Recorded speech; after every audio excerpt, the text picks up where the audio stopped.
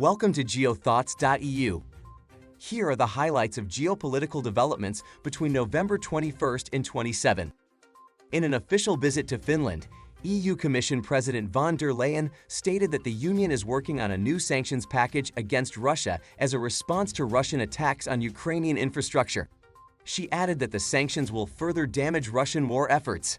Yet, the details of the package are still unclear. In the meantime, the European Parliament designated Russia as a state sponsor of terrorism, indicating that military strikes on Ukrainian infrastructure violate international law.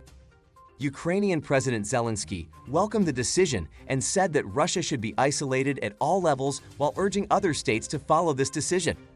On the other hand, the Kremlin spokesman Peskov claimed that Russian strikes are not directed against civilian infrastructure but at targets that are directly or indirectly related to military potential.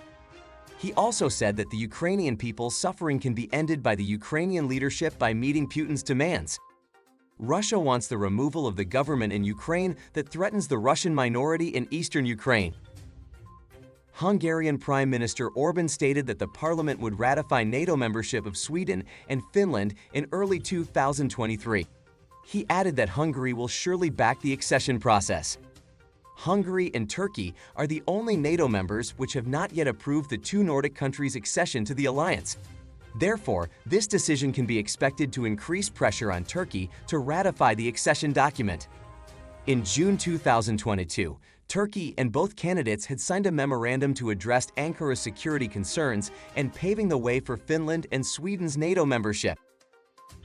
The United Kingdom Supreme Court ruled that the Scottish government cannot hold a second independence vote without the approval of the British Parliament.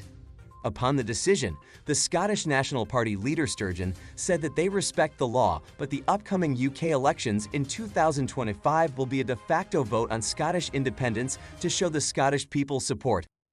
The Scottish National Party had been planning to hold a second independence referendum on October 2023.